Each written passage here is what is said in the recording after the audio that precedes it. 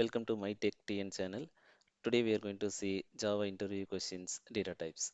The data types we know already, the primitive, non-primitive, but how to choose the right data type is our actual interview questions. Okay, so we might have seen to store the numbers. Like if I want to store the number 10, I can choose the any of the four data types: byte, short, int, long. All these four data types can store the number, but which would be the right data type?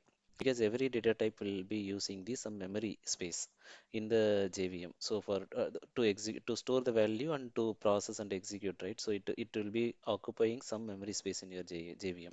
Even if you want to store the very small value 10, and if you're using the data type long, right? So it would be consuming the 8 bytes, which you can achieve with the one byte itself. So if you are choosing the byte, that would be the right option, and even consuming the very less memory space.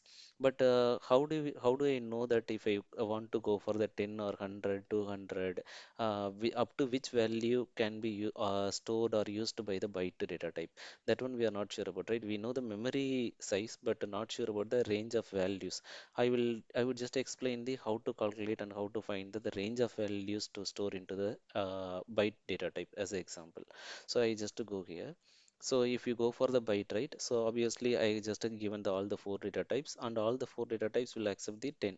It would be working fine also. But if I choose the byte, that would be the right option. So the explanation I have given here. So the byte memory size is 1 byte, right?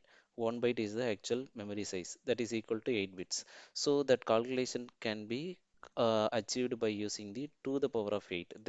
A 1 byte size, 1 byte size is to the power of 8, that is actually 256. 256 is the 256 range of values you can store, which you can divide into two of. The first half would be the left side negative values, second half would be the positive values.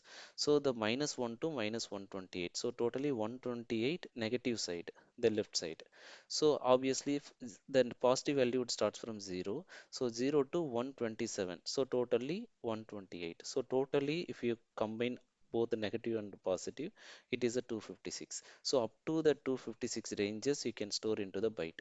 If you try to store the beyond the range, -128 to plus 127, right? Beyond the range means you will get the error.